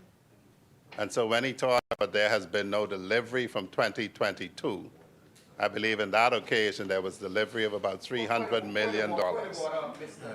The chair recognizes the honourable member for Marco City. The member for Freetown has flatly misrepresented what I said. I made no such statement. I made no such statement. I was very clear that not a dime, not a nickel, not a dollar has flowed out of the carbon credit regime. There's been no, that is the point that I made very clearly. If you had been listening, you would have captured that. So if you wish to talk about other things, we could go through and litigate each of the other items, but do not misquote me. I heard him quite clearly, and I would invite him and the Bahamian people to read about the debt for equity nature swap and what it entails. And we did not sell our sun, sand, and sea. And so if he would focus, he would know that that answers directly what he said. But I don't intend to belabor the point in the interest of time. The members of the Bahamian public are invited to search Debt for Equity Swap Bahamas, and they will find all of the details that falsify the claims for Marco City.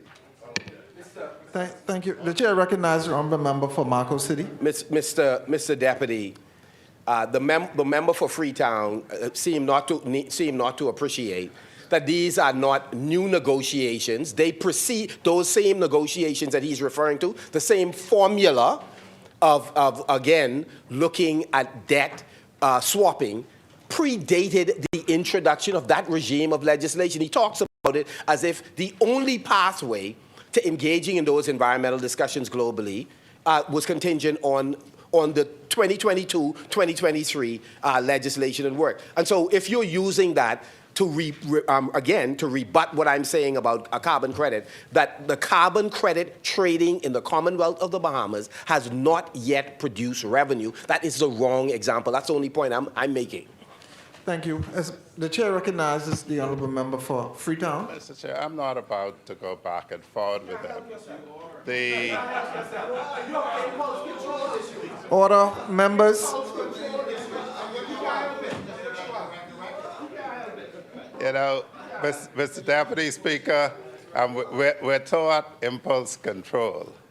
We're also taught that you do not leave nonsense on the record. And in order not to take up time, the answer to this issue is simply where I've invited and directed the Bahamian people, to whom all of us answer, that they themselves can search it, and they themselves can read it, and they themselves then can judge Marco City. Thank you. As may, the chair recognizes the honourable member for Southern Shores. Thank you, Mr. Deputy Speaker, I rise on behalf of the proud, resilient, and forward-looking people of Southern Shores. Tell them you won't run again. Watch the road. Tell them you won't run again. Tell them you won't run again. Watch the road. To lend my full support to this bill. A bill for an act to amend the Climate Change and Carbon Market Initiative 2025.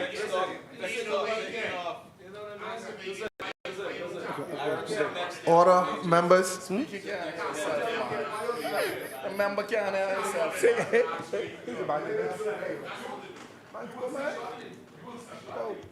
Order, members. Thank you very much, Mr. Speaker. Adrian?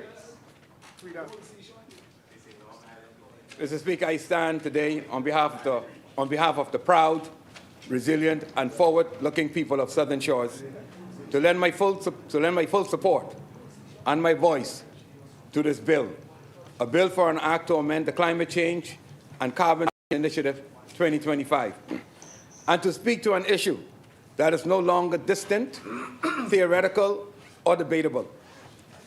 Mr. Deputy Speaker, climate change is not coming.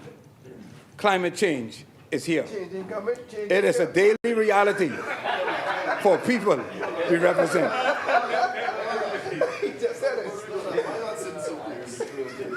Mr. Deputy Speaker, it speaks with the voice of rising seas, stronger hurricanes, saltwater intrusion, coastal erosion, and communities on the front line of survival. For small island nations like the Bahamas, Mr. Deputy Speaker, climate change is not an environmental issue alone. It is an economic issue, a social issue, and ultimately a matter of national survival. What the world often discusses in degrees and data, Mr. Deputy Speaker, we in the Bahamas experience flooded homes, eroded sea lines, damaged reefs, and communities forced to rebuild again and again. In 1992, we experienced Hurricane Andrew, a Category 4 hurricane, which wiped out crops and destroying fishing boats in Savannah's town, Eleuthera. Also, badly damaging the glass window bridge, leaving it impassable and indirectly leading to a shortage of potable water on that island. In 1999, we experienced Hurricane Floyd, another Category 4, that left a massive destruction in Eleuthera and in Abaco. In 2004, Hurricane Francis and Jane, a Category 4 and a Category 3. The effect of Francis and Jane on Grand Bahama, in particular, remains present even unto this day, resulting in the closure of the Royal Oasis Resort. In 2015, Hurricane Joaquin, the strongest October hurricane to have affected our country since the Great Bahamas Hurricane of 1866. And in 2016, Hurricane Matthew, which left an unforgettable mark on my constituency, especially my community. The seawalls of Marshall Road were compromised. 90% of our homes received tremendous water damage. Farmers lost their crops and livestock, and many received thousands of dollars in reconstruction fees. But, Madam Speaker, I must part to say, as of today, both seawalls on Marshall Road have been restored, thanks to the Minister of Works Plus. He said not one. He didn't do his research. Mr. Deputy Speaker, 2017, we experienced Hurricane Irma, which left rugged island in such a state of disrepair that it was deemed uninhabitable. And Madam Speaker, and Mr. Deputy Speaker, 2019, Hurricane Dorian, which took hundreds of lives and left an estimate of more than $3.1 billion in damage. So, Mr. Deputy Speaker, the question is no longer whether climate change is real, but whether we are prepared to manage its impact, protect our people, and secure our future. The decision that we make today in this House, Mr. Deputy Speaker, will determine whether the next generation inherit a nation that is resilient and thriving, or one that constantly reacts to crisis. Mr. Deputy Speaker, the amendment before us today is simple. It is all about shifting responsibility and shifting reporting. This bill is seeking to amend the Climate Change and Carbon Market Initiative Act to shift responsibility for reporting to the United Nations Framework Convention on Climate Change from the Minister of the Environment to the Prime Minister.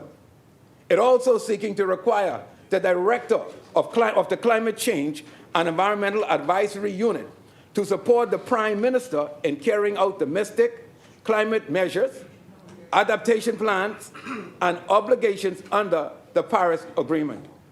Mr. Deputy Speaker, this bill is seeking to transfer responsibility, including emission reduction from carbon market agreements in the national report to the United Nations Framework Convention on Climate Change from the Minister of the Environment to the Prime Minister. And finally, Mr. Deputy Speaker, this bill is seeking to allow the registrar to submit periodic reports directly to the Prime Minister instead of the Minister of the Environment. Mr. Deputy Speaker, let us be reminded that the decision that we make today will echo far beyond these walls. The Climate Change and Carbon Market Initiative Act is not just a piece of legislation. It is a declaration of our nation's resolve to stand at the forefront of global responsibility, to safeguard our environment, and to secure the stability and to secure a stable future for generations yet unborn. Mr. Deputy, by placing the responsibility for oversight and financial stewardship in the highest office, we affirm that leadership and accountability must walk hand in hand. We are saying to the Bahamian people and to the world that the Bahamas will not shrink under its obligation under the Paris Agreement, nor falter in its duty to ensure that transparency and fiscal discipline is in the administration of carbon markets. Mr. Deputy Speaker, it is more than compliance. It is about vision. It is about ensuring that our children inherit not only the beauty of our islands, but also the prosperity that comes from responsible governance. Let us move forward with unity, conviction, and courage, knowing that history will judge us not by our words, but by the strength of our action. Mr. Deputy Speaker, this bill ensures that climate change governance is not scattered. It is strategic, centralized, and national. This is how small island nations survive. This is how we stand tall among global giants. Mr. Deputy Speaker, Southern Shores fully support this amendment bill, and I thank you, and I thank the wonderful people of Southern Shores. Thank you, Honourable Member. As many?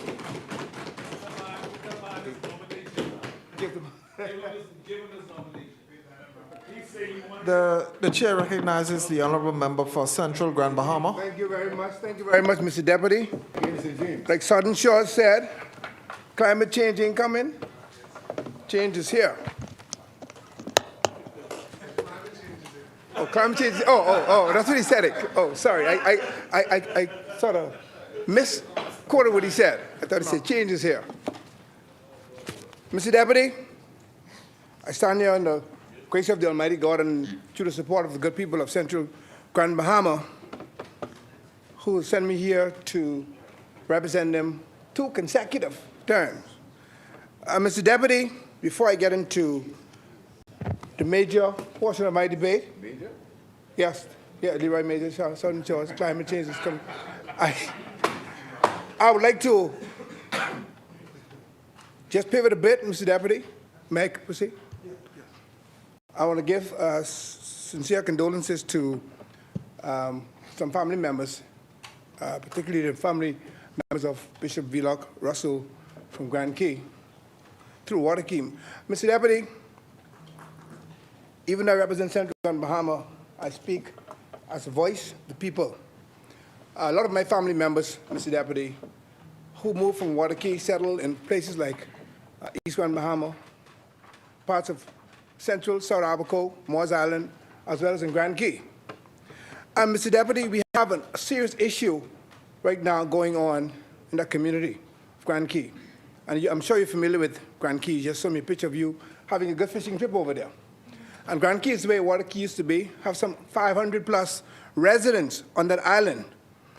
But unfortunately, the member for Tall Pines or North Abaco is sitting in this chamber at the moment. But I want to point out an issue just for information purposes and also for some action. With over 500 residents, that small community, that isolated community, does not have a resident doctor. They have a doctor that visits maybe once or twice a month if the weather is good. In recent times, we have lost some individuals on that key.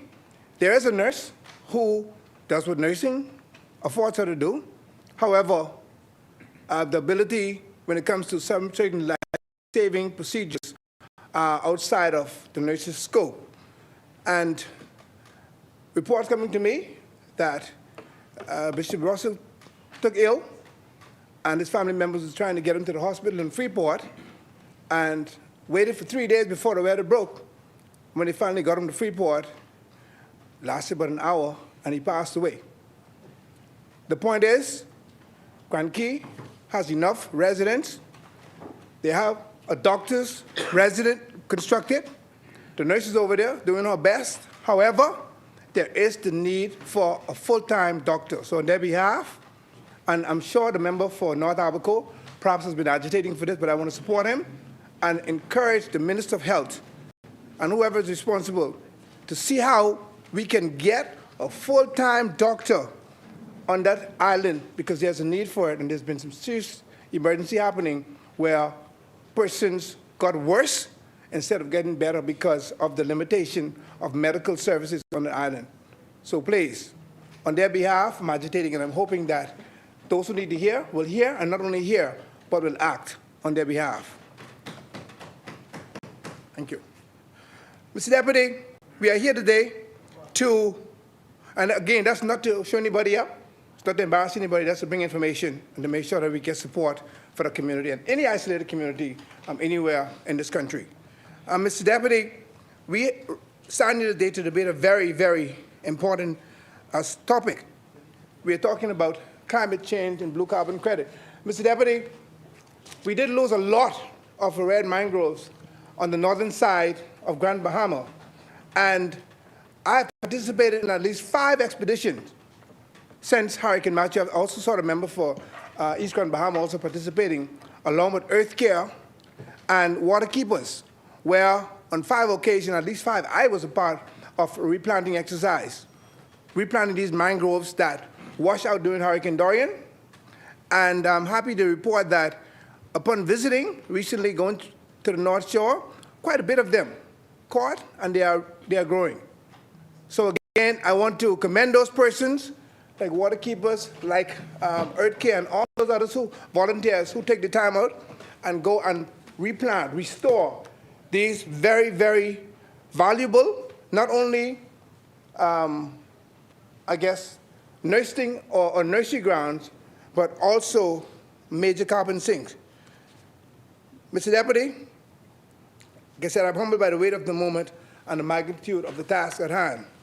Mr. Deputy, as I stand here, I'm reminded of the words of Matthew 5:16 that said, "Let your light so shine before men, that they may see your good works and glorify your Father which is in heaven." It is in that spirit of service and as a representative of the people, and yes, I'm now an ordained minister, and as a professional architect, that I address the Climate Change and Carbon Market Initiative Amendment Bill and the Climate Change and Environmental Advisory Unit Bill 2025. Yes, sir. Let your light so shine. Mr. Deputy, why are we here today? As an architect, Mr. Deputy, I spend my life understanding that a structure is only as strong as its foundation. If the blueprint is flawed, the building will indeed fail. These bills, Mr. Deputy, represents a new blueprint for the national economy. We are shifting from a nation that merely survives the climate crisis to one that leads in the blue economy. For too long, we have looked at the mangroves and our seagrasses as mere scenery, bird's nests, navigational aid. But today, we recognize them for truly what they are: they are indeed blue gold. Recent data reveals that Bahamian seagrass provides services valued at over 150 billion annually.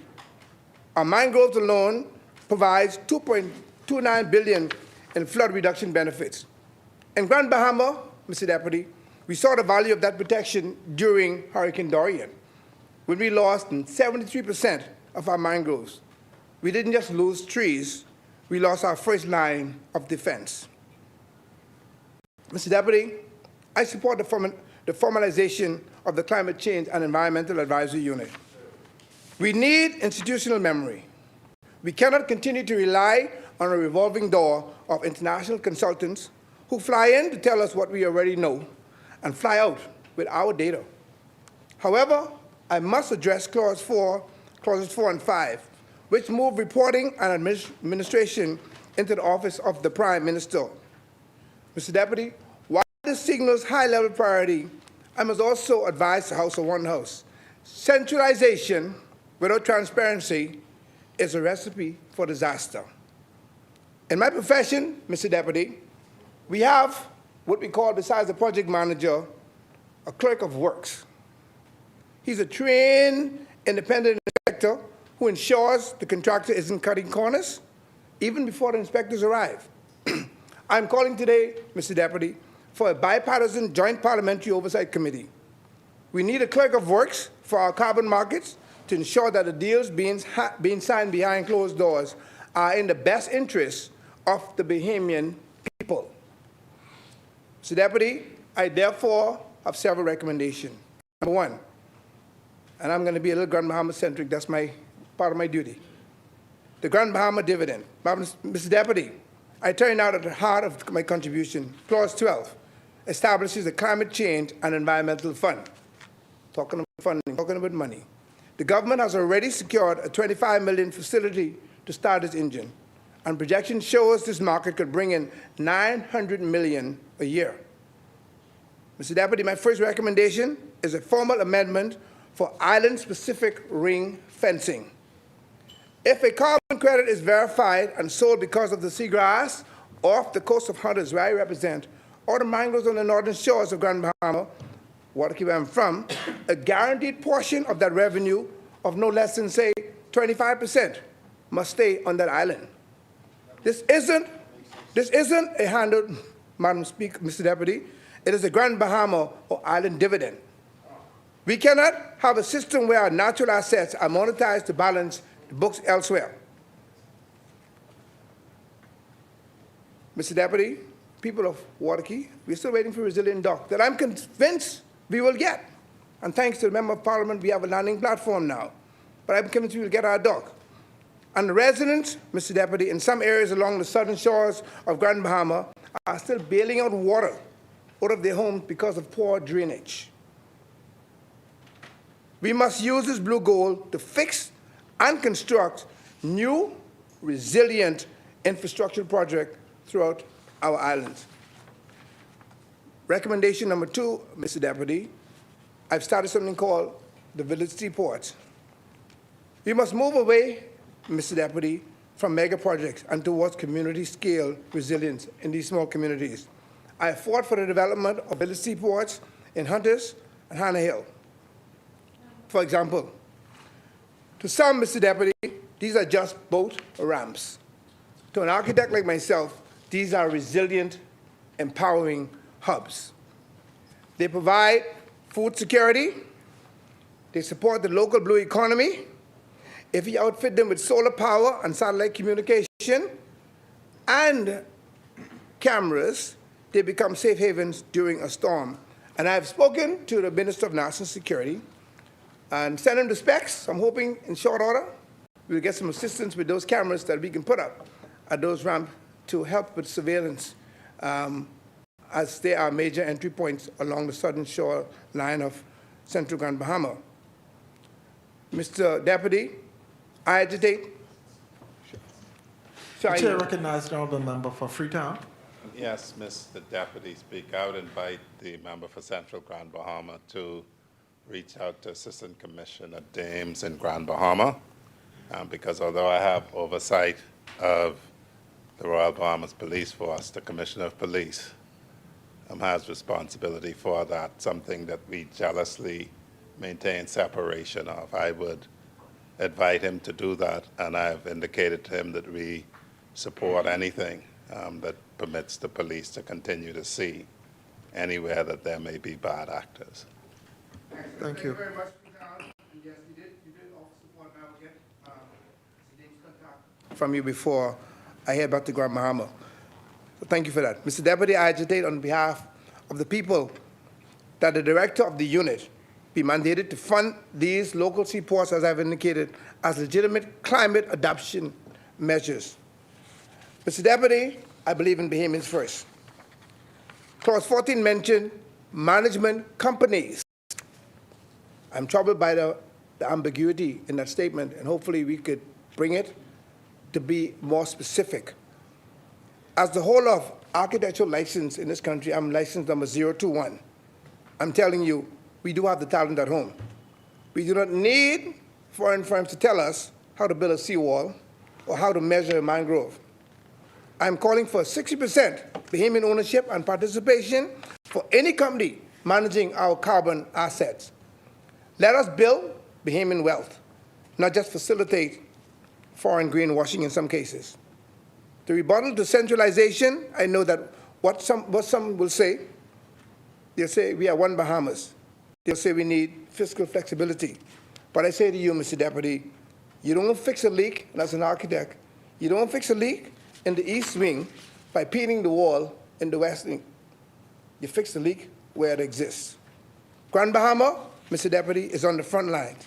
We have the assets, and we also have the risk. It is only just that we have the resources, to take 100% of the profit while Grand Bahama bears 100% of the risk. It's an extraction policy, not a partnership.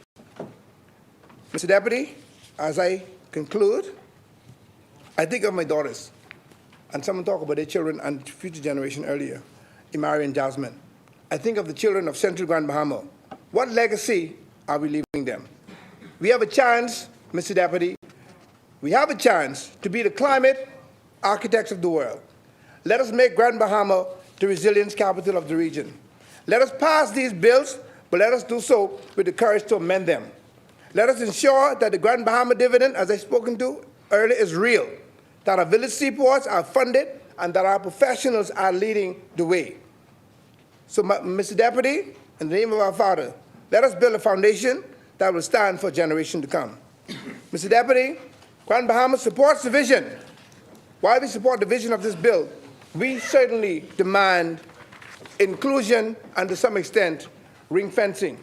And, Mr. Deputy, as I close, I'll once again remind those responsible for health and welfare in this country to make sure, move with post haste, to ensure that small communities, isolated communities, have all the requisite government agencies in place, particularly when it comes to health matters, life-saving matters. On that note, Mr. Deputy, Central Grand Bahama hereby rests on 13 minutes. Thank you, Honorable Member. The Chair recognizes the Honorable Member for East Grand Bahama.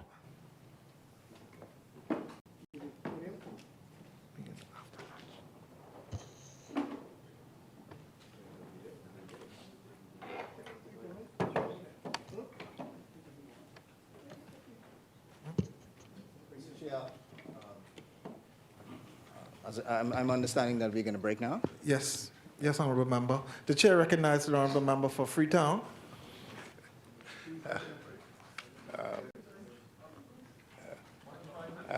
If he was going to be 10 or so, but Mr. I doubt that. Mr. Deputy Speaker, I would move for the suspension to 3 p.m., Mr. Deputy. Is there a seconder? It has been moved and seconded that the business of the House do stand suspended until 3 p.m.